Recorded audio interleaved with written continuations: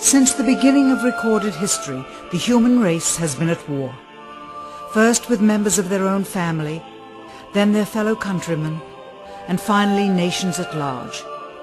Yet perhaps the starting ground for all these conflicts lays somewhere deeper, within the very character of the human condition, in the dark, untouchable crevices of the human heart. It is said that the first iniquity of free will began even before the maiden pilgrimage from the embryo, preceding the very creation of the earth itself, in the forelife of souls in the heavenly realms. The dawn of warfare, some believe, was initiated by a fallen angel, whose trespass against God was pride. In ancient Babylonia, in an age so long ago that the exact millennium remains in question, the Tower of Babel began construction. It was to be the single greatest achievement of the human race. A tower so tall that its summit would reach the heavens, and by it prove to the world that their race was superior. It would be God's irony that it would never be finished.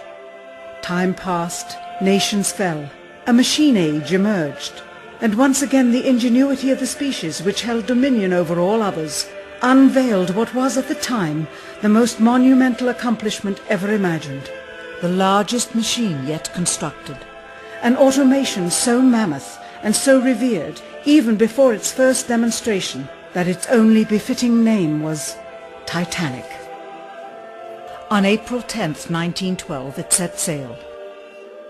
It was boasted to be the ship that God himself could not sink.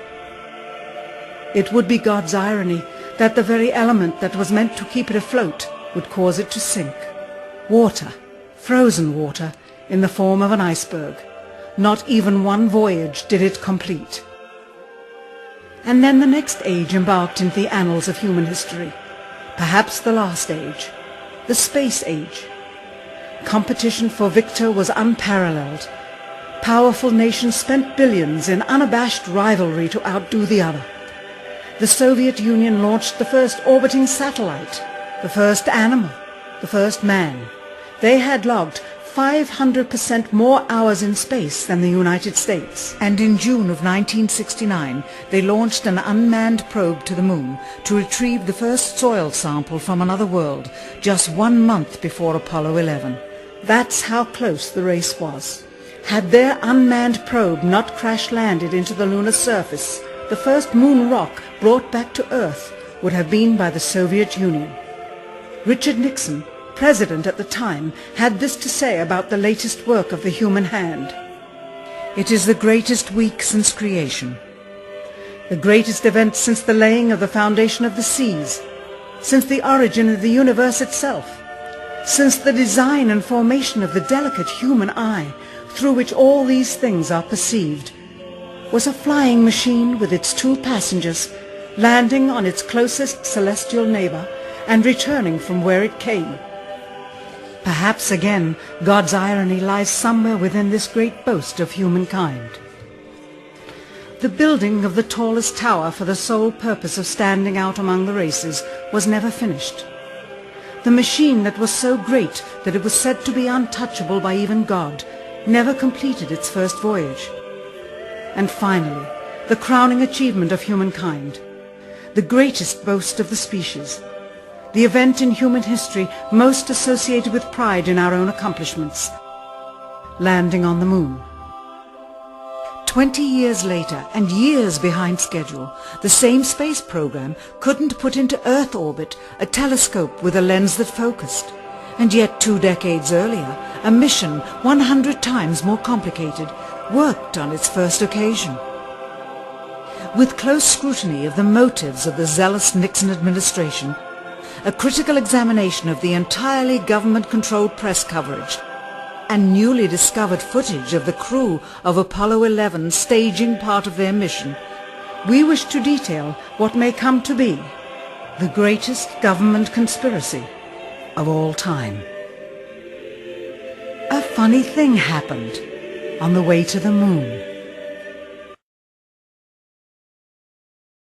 I'm convinced that in the space field, the Russians are ahead of us, particularly in large weightlifting capability, And that at the moment, the problem is not so much to catch up, but first build up the working speed that they have already demonstrated.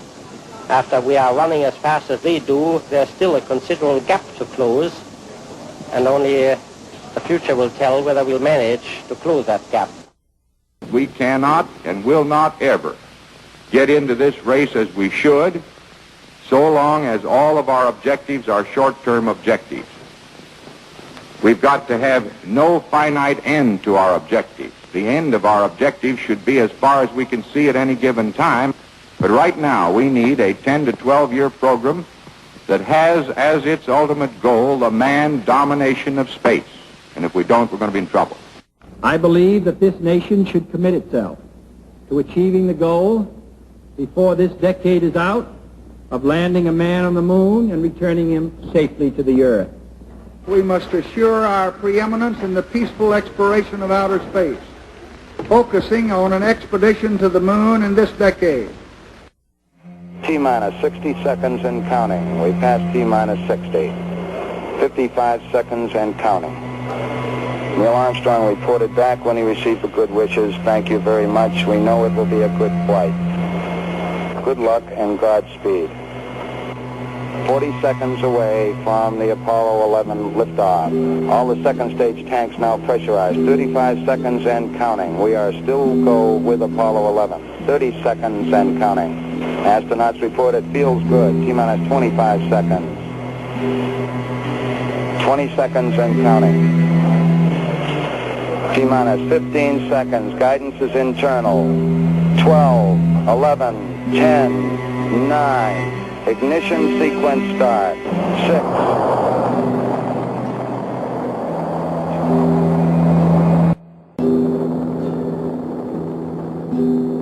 Unbeknownst to the citizenry, high above the Earth, beginning at an altitude of 1,000 miles and extending an additional 25,000 miles, lay lethal bands of radiation called the Van Allen radiation belts. Every space mission in history with humans on board, from both the United States and Soviet Union, from the first in 1961 to the present, has been well below this deadly radiation field. Mercury, Gemini, Soyuz, Skylab, the Space Shuttle, all maintained altitudes well below 1,000 miles. All except Apollo. The more experienced Soviets spent 100 hours in space for every 20 hours of the US. In order to survive the hour-and-a-half journey through this radiation field necessary to reach the moon and return, solid lead shielding between the astronauts and the exposure outside would be required. The mammoth Saturn V rocket used by Apollo was already 35 stories tall and weighed as much as a battleship. To add additional tonnage in the form of a lead barrier completely surrounding the crew members would have made it impossible for the vehicle to get off the ground. That is why the Soviets, though more advanced, only sent an unmanned probe to the moon. The Apollo spacecraft's narrowest shielding was less than 1/8 of an inch of light aluminum.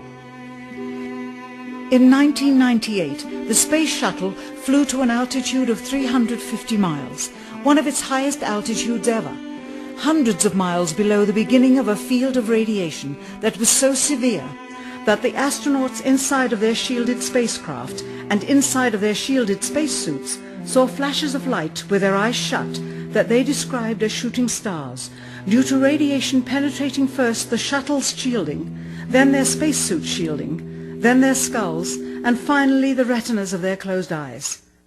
As a result, CNN issued the following report noting NASA's unpredicted surprise.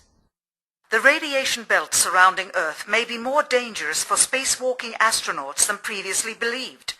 Scientists say the phenomena known as the Van Allen belts can spawn killer electrons when the Earth's magnetic field changes. These electrons that are being studied could have an important effect not only on satellites, which has happened in the past, but could also affect the astronauts by creating large doses of radiation that could influence their health. The electrons can penetrate through various materials, including spacesuits, and can pass through, in fact, the walls of the space station, and can create high charges deep inside of these objects. President Kennedy, a man of political, not scientific background, set the irrevocable goal of landing a man on the moon by the end of the 1960s, just days after America's first astronaut had spent a mere 16 minutes in space, not even achieving a single orbit around the Earth. We choose to go to the moon in this decade and do the other things, not because they are easy, but because they are hard. We take an additional risk by making it in full view of the world. But as shown by the feat of astronaut Shepard, this very risk enhances our stature when we are successful. The technology necessary to launch the massive Saturn V rocket and an intercontinental ballistic missile is 95% similar. When the Soviet Union launched mankind's first satellite, Sputnik, in 1957, there was grave concern that they had mastered space ahead of the United States and might use this advantage to launch a first nuclear strike from an orbit high above North America. When they also put the first animal in space, then the first man in space, then achieved the first spacewalk, the first crew of 3, and the first ever of 2 simultaneously orbiting spacecrafts, concern turned to fear and then horror as America watched their communist enemy achieve all these firsts with no hope in sight of ever catching up. President, a member of Congress said today that he was tired of seeing the United States second to Russia in the space field. I suppose he speaks for a lot of others. What is the prospect that we will catch up with Russia and perhaps surpass Russia in this field? However tired anybody may be, and no one is more tired than I am, it is a fact that it's going to take some time, and I think we have to recognize it.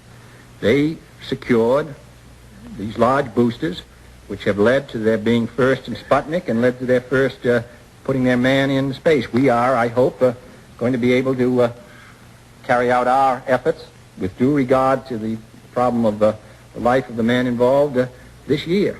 But we are behind. If it was impossible to better the Soviets in the space race, which was really a race of technological armaments, what could be done? How could America offset the threat of superior weaponry? Throughout the history of rivalry and war, astute generals of lesser armies than their counterparts have used deceit and misinformation as a method to achieve victory. In World War II, for example, columns of inflatable tanks were placed at locations afar from Normandy to draw German forces away from the real location of invasion. The Star Wars missile defense program rigged tests to make it seem more advanced than it really was. That's the conclusion of the General Accounting Office. The aim was to fool the Soviet Union about US military readiness during the Cold War.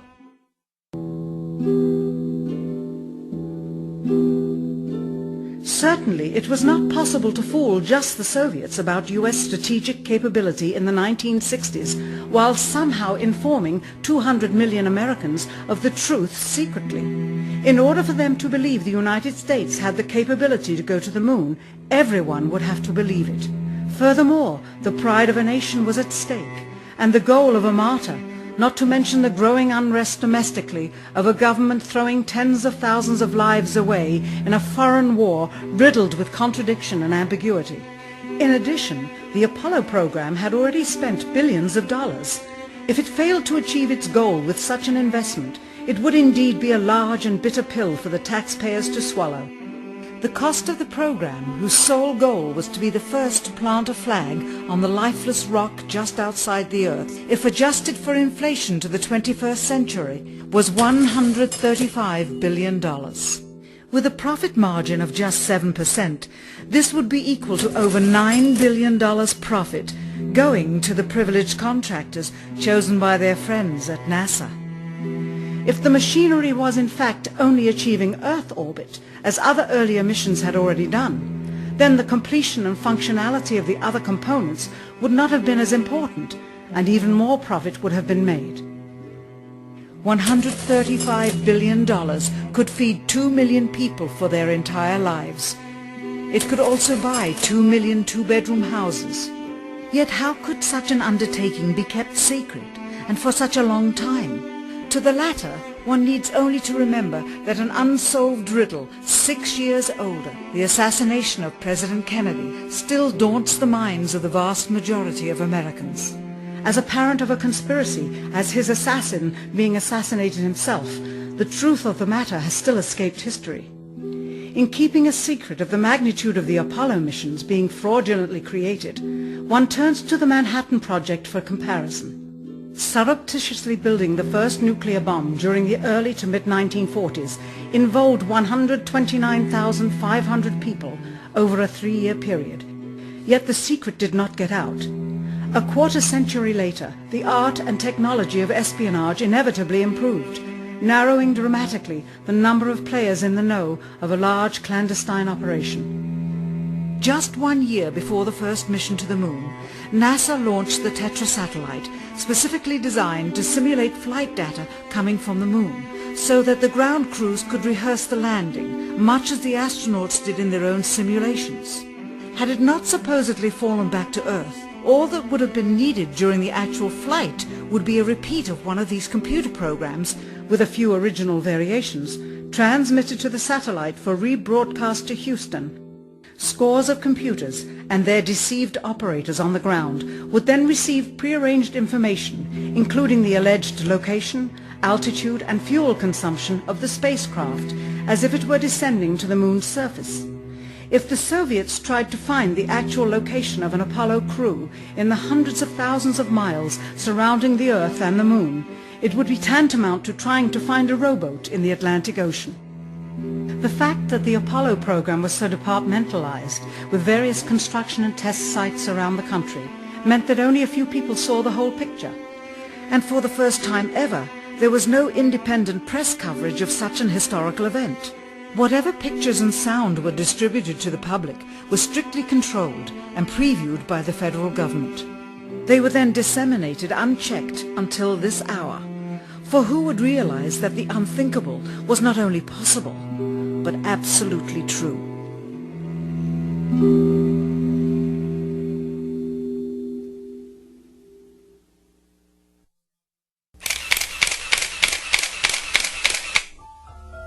And what of the photographs? What do they tell us? On 3 separate occasions, our office asked NASA's Public Relations Department for every single picture of an astronaut on the surface of the moon, just during the maiden voyage of Apollo 11. Many duplicates were sent. In all, fewer than 20 pictures were found, including first-hand investigation on site at the agency's vaulted archives. Quite surprising, considering the historical significance of the event. These very photographs are the same ones circulated year after year on anniversary commemorations. It is estimated that in just the first 60 minutes on the moon, motivated by the tenuous nature of the circumstances, many more exposures could have been expediently taken. Also surprising is the scarcity of photographs of the mission's chief pioneer, Neil Armstrong.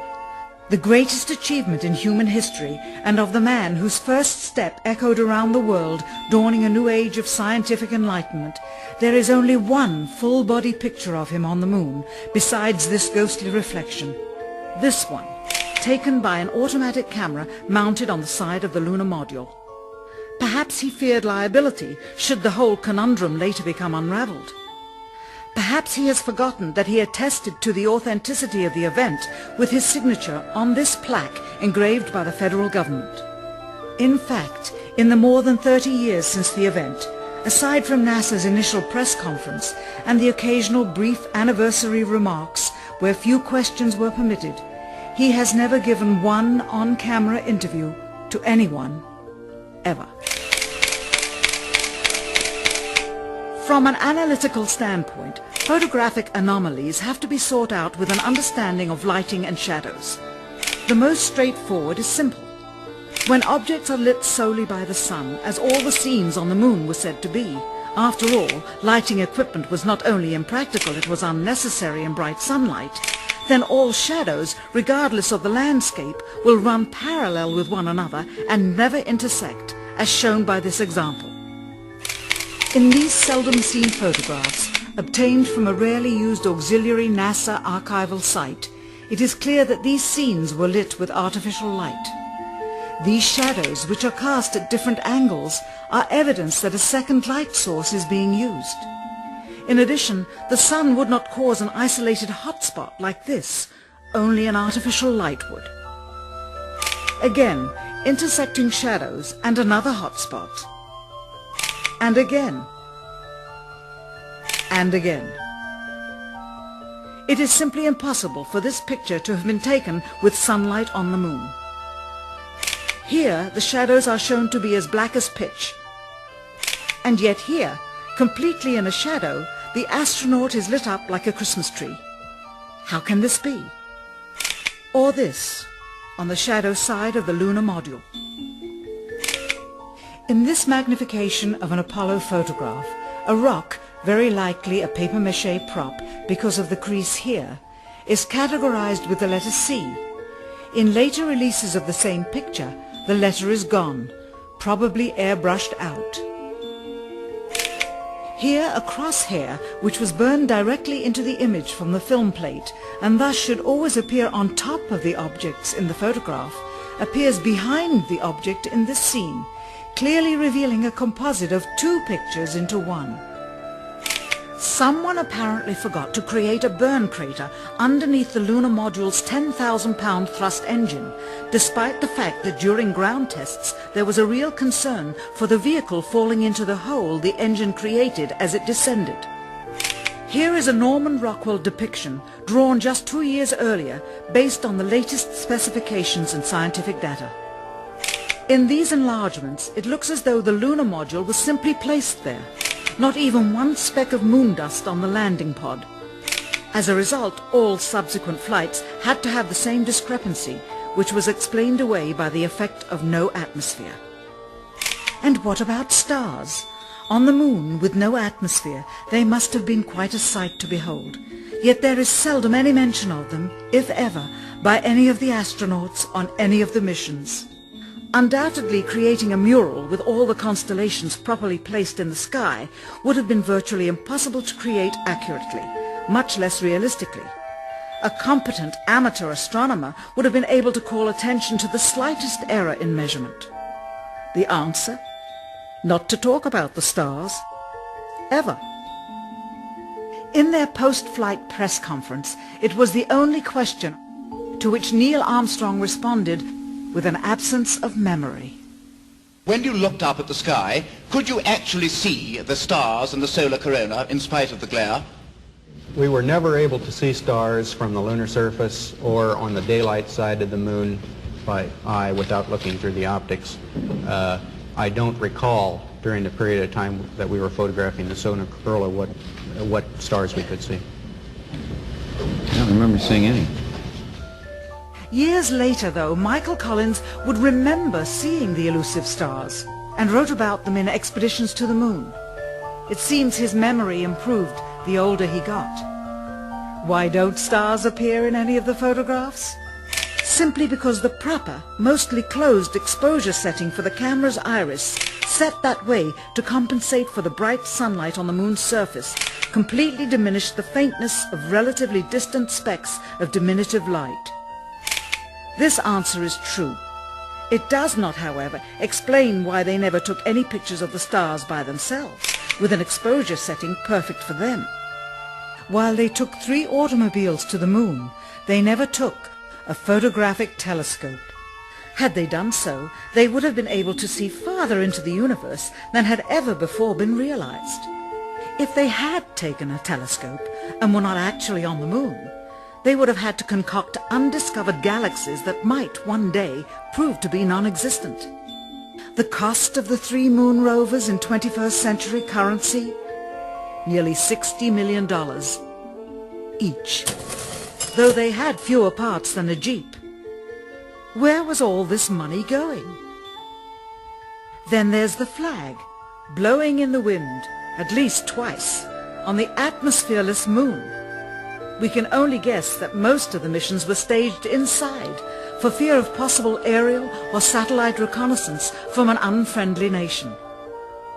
The backpacks, designed for 1/6 gravity, must have had the cooling systems removed to allow for movement without falling over. with very near and hot studio lighting that left one hot astronaut inside. Assuming that it was the astronauts inside after all, their faces were always covered. The necessary mammoth amounts of air conditioning were probably responsible for the air current. Here the editor cuts to a still shot of the flag just as the effect becomes noticeable. Here it is unchecked. This rare clip, attained decades ago, was never re-released with the inevitable increase in experience and scrutiny. To demonstrate 1/6 gravity, a bouncy, floaty feel to the astronauts' movements would be similarly achieved with relative simplicity. Slow motion. You are viewing the scenes as they aired more than 30 years ago. Now let's look at them with the speed doubled. It becomes discernible that they are, in fact, in Earth's gravity, and are no more leaving the ground than they would on Earth. It is clear from these rarely seen color television pictures that the crew of Apollo 11 brought a high-resolution color video camera with them on their mission, yet the only pictures broadcast live from the moon's surface were these from a low-definition black and white camera. In fact, the networks complained because in addition to this, they were forced to shoot the images, second generation, off of a projection TV of the technology of 30 years ago, and were not even allowed to take a direct feed, which further degraded the quality and clarity of the images. Perhaps this was precisely what NASA and the federal government had in mind. After all, it was a first, regardless of where they were. Better to open up their debut mission with fuzzy pictures and numerous blackouts, rather than show too much revealing detail of a false scene that was yet unproven. And finally, the element that seals their fate. Of all the footage of Apollo 11 requested from NASA over a 5-year period, one gem was discovered just before the completion of this documentary. An old reel received by mistake. It contains the raw or unedited footage of the crew of Apollo 11, Michael Collins, Edwin Aldrin Jr. and Neil Armstrong, staging part of their mission for nearly an hour in living color, with exceptionally clear behind-the-scenes audio of conversations discussing the techniques used to achieve a disingenuous picture depicting the Earth at a distance, in order to falsely demonstrate their far journey from it and their ability to survive passing through the Van Allen radiation belts. It cannot be misconstrued that this staging was done for some other reason prior to the mission, for the reel itself is slated and dated July 18th, 19th and 20th, 1969, the very days of the mission when they were said to be approaching and achieving lunar orbit.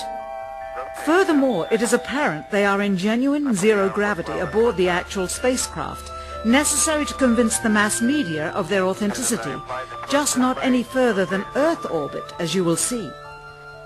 In this never-before-seen or heard footage, not only is the radio conversation between the astronauts and Houston Control audible, there is a secondary, private conversation taking place between the crew and a third confidential party, prompting the astronauts with what to say, when to speak, and how to effectively manipulate the camera to achieve the desired misleading effect.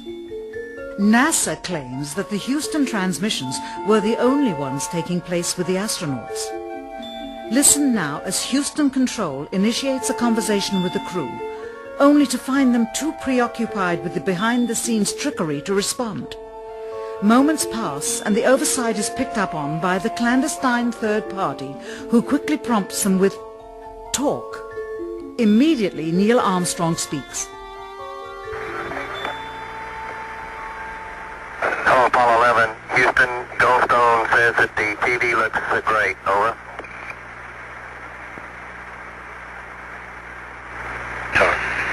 Okay, Roger. We're wrapping in on Earth.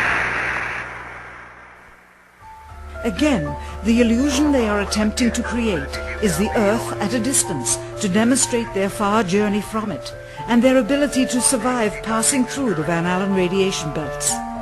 Understand, too, that only about 20 seconds of this raw footage was ever broadcast to the public, and these conversations discussing their deception were believed to be private, until now.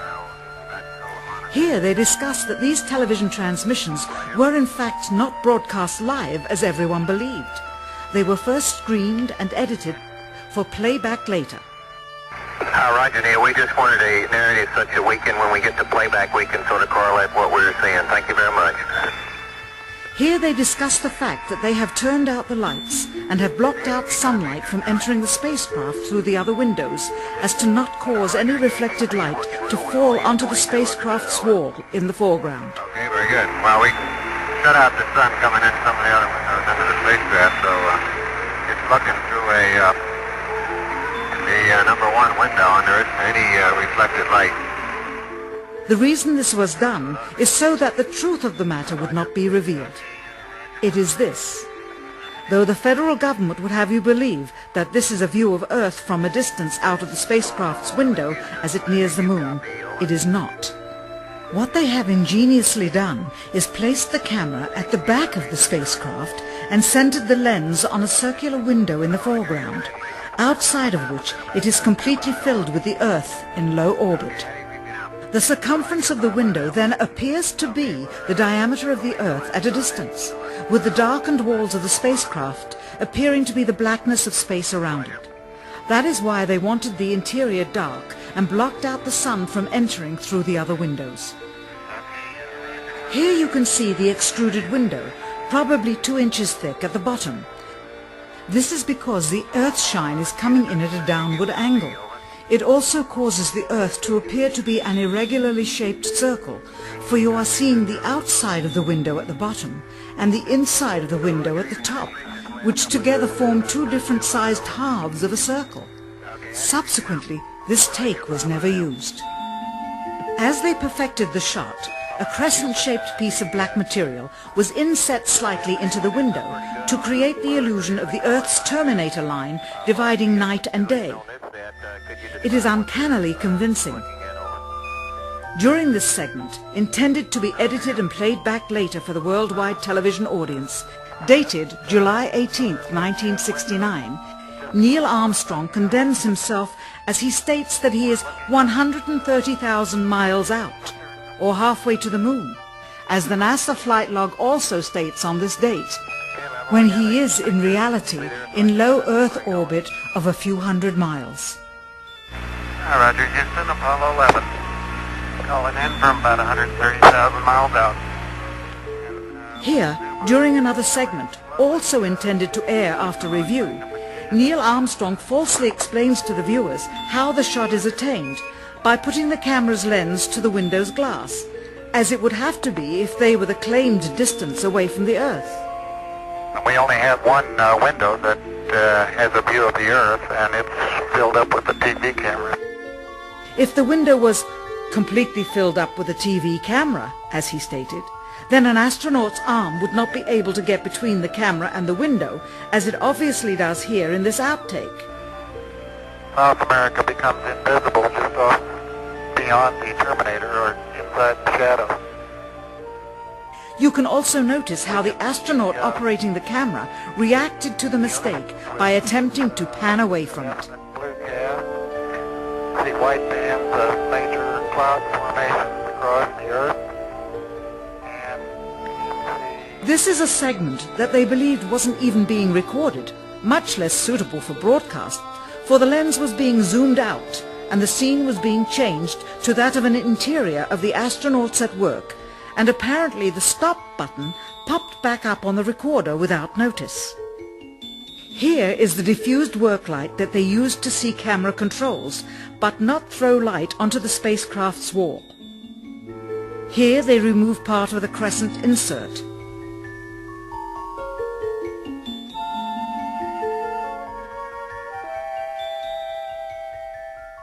Finally, the iris is opened up and you can see the real location of the camera and the very bright and near Earth out the window.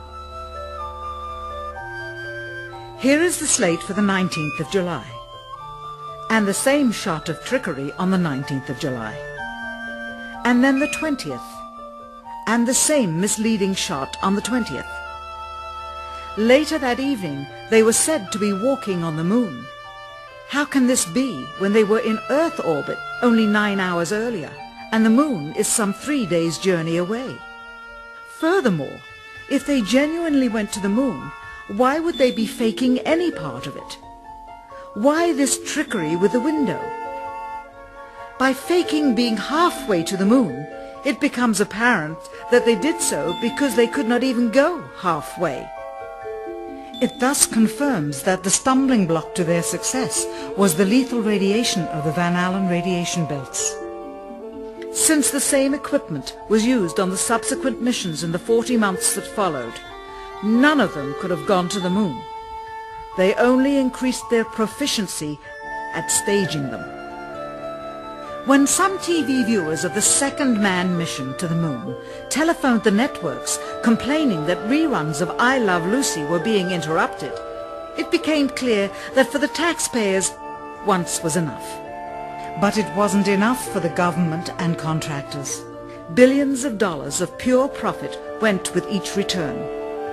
How coincidental that the following mission would have the element of life and death jeopardy. Apollo 13. Now the public would take going to the moon more seriously and be reconnected with the drama. We now realize that perhaps the reason Neil Armstrong has never given an on-camera interview is because he doesn't want to lie anymore. What threats may have been made upon such honorable men or their families to possess their reluctant cooperation and later ill feelings towards perpetuating this still darkened hour in American history. NASA's highest-ranking official, James Webb, resigned without explanation just days before the first Apollo mission. Why, when he was on the threshold of achieving the greatest accomplishment of his career?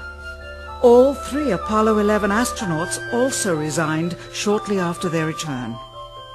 On the 25th anniversary of the event, in 1994, Neil Armstrong made a rare public appearance and held back tears as he spoke these brief cryptic remarks before the next generation of taxpayers as they toured the White House.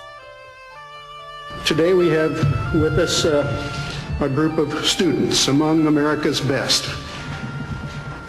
To you we say, we have only completed a beginning. We leave you much that is undone. There are great ideas undiscovered, breakthroughs available to those who can remove one of truth's protective layers. He is that layer. Perhaps someday soon, with the uncovering of this footage and its meaning, the true patriots of America will rise up or come forward and free the citizens and themselves from the sin that so easily entangles and from a federal government that needs to have the gangrene cut off. Even if the government's destruction would come from the truth, then it is not worthy to stand, and its betterment would inevitably follow. All of us are mortal. All of us will die. Perhaps the seeking of a clear conscience before that hour will motivate the truth into the light. Perhaps as citizens we should offer amnesty for this and other crimes of history, for facts from those involved, before the truth perishes with them. Why must we wait until the year 2017 to open the Kennedy assassination files? Perhaps they will not even be opened then, for the law that reluctantly stipulates their release says so with this clause, quote, with the exception of documents certified for continued postponement by the President. Whoever believes the citizens to be too immature for the truth are too immature for power. The truth will always set us free.